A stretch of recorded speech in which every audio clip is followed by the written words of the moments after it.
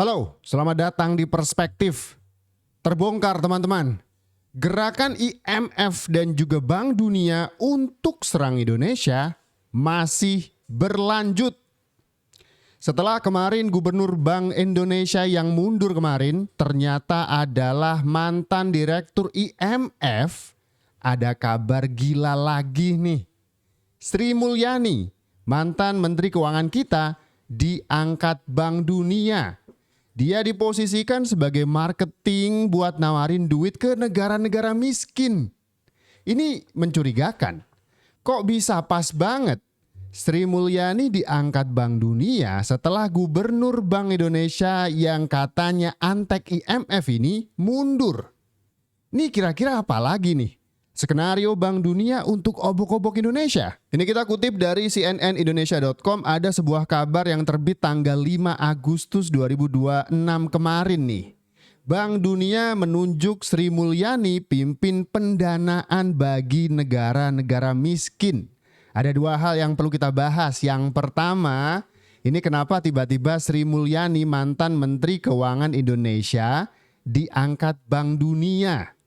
Bank Dunia ini kan sebuah pihak institusi yang sedari dulu pengen ngobok-ngobok ekonomi Indonesia. Yang kedua, ini kok sepertinya menarget negara-negara miskin. Sengaja ya, mau nawarin utang untuk mencekik negara-negara ini. Bank Dunia dan IMF gak sembuh-sembuh nih penyakitnya. Apalagi yang diangkat adalah Sri Mulyani. Seakan-akan emang ini targetnya. Sri Mulyani, Indonesia. Mau menarget Indonesia, begitu? Orang nomor satu di Bank Sentral Indonesia. Ternyata track recordnya adalah mantan karyawan IMF. Coba kita lihat yang lain. Deputi Gubernur Bank Indonesia. Pengalamannya apa? Tahun 2017-2019. Karyawan IMF juga guys. Di mantan Direktur Eksekutif IMF. Hebat nih. Ada lagi nggak yang lain? Ada ya buat semua. Jadi ternyata Deputi Gubernur Bank Indonesia lagi nih. Tahun 2010 sampai 2013. Ternyata pengalamannya apa? Mantan karyawan IMF. Waduh. Bahkan Benix juga sudah ngebahas Deputi Bank Indonesia, Gubernur Bank Indonesia yang barusan mundur, ternyata punya track record pernah menjadi pengurus penting di IMF. Iya. Apa dosa paling besar dan situasi seperti apa yang membuat Pak Peri terpaksa harus mundur? Kamu tahu nggak menurut Undang-Undang Bank Indonesia, tugas utama Bank Indonesia apa? Menjaga nilai rupiah kan?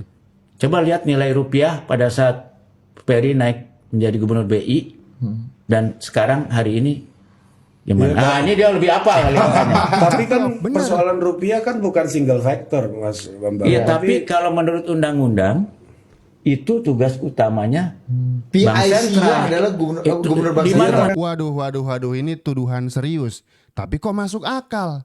Kenapa Bank Indonesia, Bank Sentral Indonesia dipimpin oleh mantan direkturnya IMF, rupiah tidak pernah menguat? Banget, KPK buka peluang periksa Peri Warjio setelah mundur dari BI. Wow, dipanggil KPK? Nama mantan Gubernur Bank Indonesia, Peri Warjio, sekarang ikut jadi sorotan dalam kasus dugaan korupsi dana CSR Bank Indonesia. Kok bisa? Mari kita bahas. Pertama, KPK secara resmi bilang bahwa Peri Warjio berpeluang dipanggil sebagai saksi. Ingat, sebagai saksi kalau penyidik memang membutuhkan keterangannya. Jadi, pintunya terbuka. Kedua, yang perlu kita pahami, dipanggil sebagai saksi bukan berarti sudah jadi tersangka. Sampai hari ini, KPK juga menegaskan belum pernah mengumumkan Peri sebagai tersangka ataupun mencegahnya ke luar negeri. Ketiga nih, kenapa namanya ikut ramai? Karena sebelumnya KPK sudah menggeledah kantor Bank Indonesia, termasuk ruang kerja Gubernur BI, Peri Warjio. Dan sekarang setelah mundur mau dipanggil KPK. Ini gagal nih, ya kan? Satu serangan gagal. Serangan kedua berlanjut. Sri Mulyani yang kemudian ditampilkan maju ke depan. Di bulan Agustus ini katanya akan ada demo besar-besaran seperti tahun 98. Pesan gua ya, mudah-mudahan video ini nyampe ke semuanya. Guys, kita orang Indonesia. Yang kedua adalah pemerintah kita dari tahun 98 sampai sekarang selalu juga pasti ada yang tidak setuju dan ada yang merasa pemerintah itu tidak becus. Tapi becus tidak becusnya, Anda pro atau tidak pro sama pemerintah. Kalau terjadi chaos dan kemudian bangunan-bangunan dirusakin, rumah-rumah dibakar semuanya, ini adalah negara kita. Negara kamu, negara saya. Jangan sampai hal itu terjadi. Nggak ada gunanya. kalian hanya akan menambah beban buat saudara-saudara kita yang lain yang sedang kesusahan. Orang-orang nggak ikut-ikutan, orang-orang yang juga sama-sama susah cari makan, akhirnya hancur-hancuran, mereka harus keluarin biaya lagi. Kamu ada potensi meninggal dunia karena bentrok dengan aparat, kamu juga ada potensi ditangkap, orang tuamu sedih. Kita tahu bahwa sebagian dari orang-orang ini sudah pasti cipta kondisi, mereka kemungkinan besar menerima bayaran untuk bikin chaos. bayaran. Tetapi ayolah, ini adalah negara Indonesia kita. Kalau kita gampang terpengaruh kayak begitu, ujung-ujungnya jadi apa? Mendingan kalau kalian butuh duit, janganlah sampai jadi orang-orang bayaran seperti itu.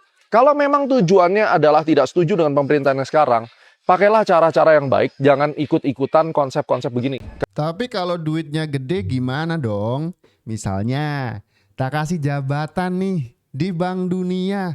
Bayarannya gede dong, meskipun tugasnya adalah untuk mengobok-ngobok negeri sendiri.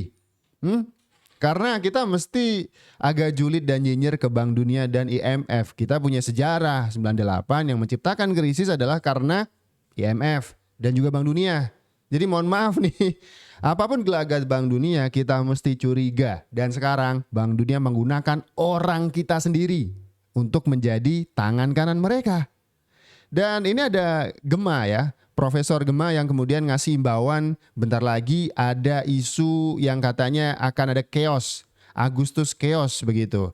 Apapun yang terjadi jangan terpancing meskipun ada pancingan duit. Ya seperti kata saya yang tadi, kalau pancingannya duitnya gede misalkan jabatan, masa nolak nih? Hah?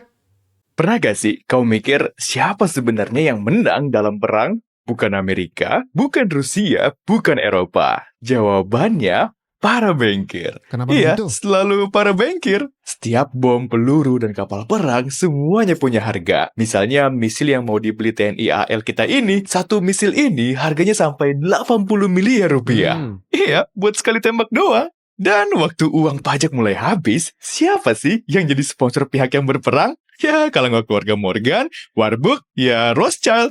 Mereka itu dulu danai Napoleon sekaligus musuh-musuhnya. Ketika Napoleon akhirnya sadar setelah 15 tahun berperang, dia bilang gini, kalau sebuah pemerintahan bergantung pada bankir, maka yang menguasai negara adalah para bankir itu sendiri. Di Amerika, Andrew Jackson pernah berusaha menghentikan bank sentral pertama di US. Dia nyebutnya sarang ular berbisa. Karena melawan bankir, dia sempat diserang 2 kali percobaan pembunuhan. Nah sekarang, coba lihat di Ukraina. Ada BlackRock, JP Morgan Chase, dan Rothschild & Co. Semuanya udah siap berebut proyek pemulihan dan pinjaman. Iya, bank yang sama yang negara kita hutangi, yang ngurus dana pensiun kita nanti, dan yang bikin pasar saham Indonesia anjlok kalau mereka lagi mau ambil untung. Mau ngelawan kekuasaan bankir?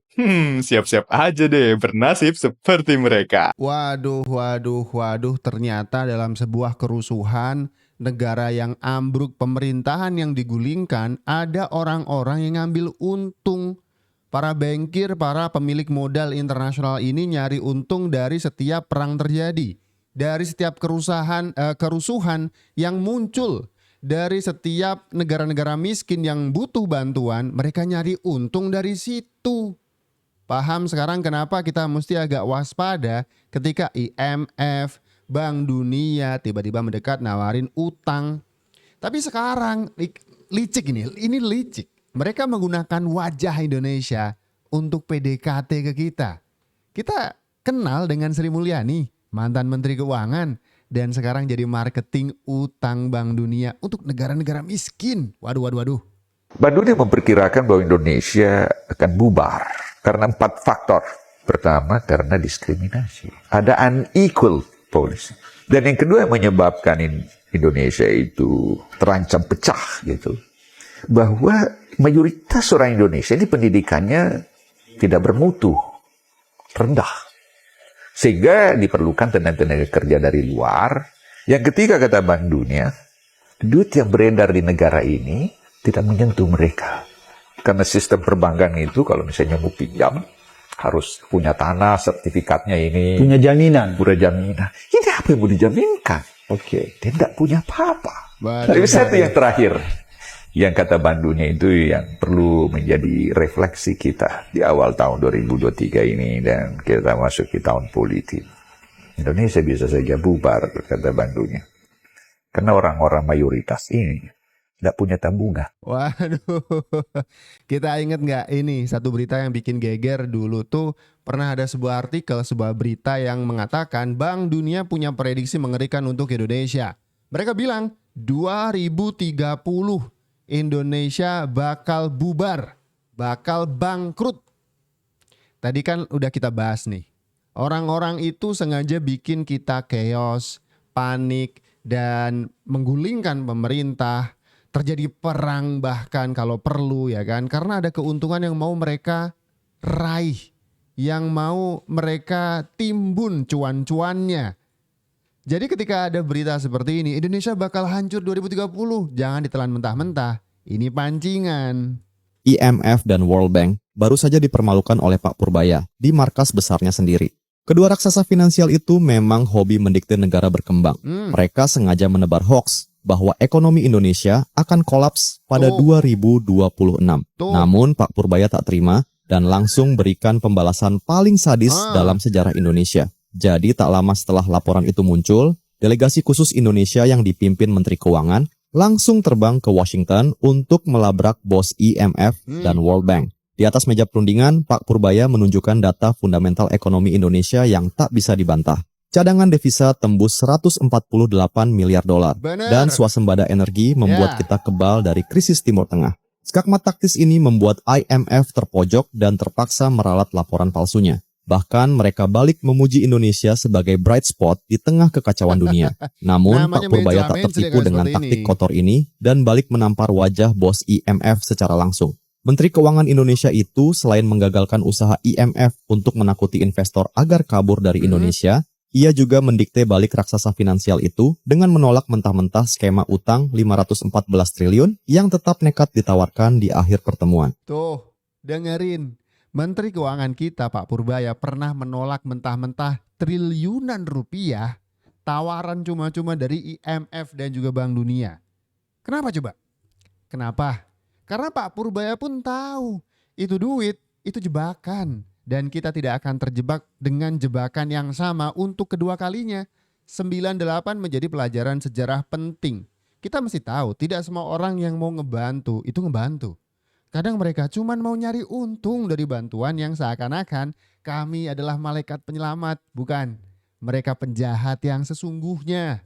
Lo tahu nggak sih, foto ini adalah momen di mana ekonomi Indonesia hancur lebur dan kita resmi dijajah oleh IMF. Kenalin, ini Michel Camdeses, Direktur IMF. Tahun 1998, dia berdiri lipat tangan ngeliatin Presiden Soeharto yang lagi nunduk tanda tangan dokumen. Dokumen itu namanya Letter of Intent dari IMF. Jadi waktu itu rupiah lagi hancur lebur gara-gara krisis moneter. Buat dapat dana talangan 43 miliar dolar, Indonesia dipaksa nurut sama resep ekonomi mereka. Tapi bukannya nyembuhin resep IMF ini, malah bikin negara sekarat. IMF maksa Indonesia nyabut subsidi BBM, nutup 16 bank secara mendadak, sampai bikin suku bunga meroket gila-gilaan nembus 70%. Hasilnya PHK massal di mana-mana, tabungan rakyat harus ditarik panik, dan kerusuhan pun akhirnya pecah. Banyak ekonom nyebut tragedi ini adalah blunder terbesar. Bukannya dapat dokter yang benar, Indonesia malah jadi pasien malpraktik yang dicekoki resep beracun. Jatuhnya Indonesia ke jurang neoliberalisme itu dikunci di momen tanda tangan ini. Aset-aset strategis negara dipaksa diobral ke swasta dan asing buat bayar utang. Bukti nyatanya, BUMN raksasa kayak Indosat akhirnya lepas ke tangan swasta. Momen di foto ini bukan sekedar tanda tangan utang biasa. Itu adalah simbol penyerahan kedaulatan ekonomi kita ke tangan kapitalis global. Menurut lo, waktu itu kita beneran ditolong atau sengaja dijebak biar aset kekayaan kita bisa dirampok? Nah, kebijakan IMF ini ternyata malah jadi karpet merah buat beberapa konglomerat makin kaya raya loh. Siapa aja mereka? Nanti kita... Tuh, kalau menurut saya bantuan IMF waktu itu justru bikin kondisi ekonomi Indonesia yang karut-marut jadi makin ambruk. Bahkan waktu itu ada satu hal yang masih kita sesali hingga sekarang. Bagaimana gunung emas di Papua, ada Freeport itu kemudian berkuasa di sana puluhan tahun. Mereka bisa masuk karena apa? Karena tanda tangan ini. Bayangin, itu kan bukan pertolongan. Itu adalah jebakan. Jadi kalau menurut kalian, sekarang dengan munculnya wajah Sri Mulyani di Bank Dunia yang katanya jadi marketing duit pinjaman untuk negara-negara miskin, bisa saja nanti akan ketok pintu Indonesia ngasih pinjaman, bisa jadi ya kan. Itu kalian punya pikiran apa sih? Punya pendapat apa? Coba tulis pendapat kalian di kolom komentar di bawah ya.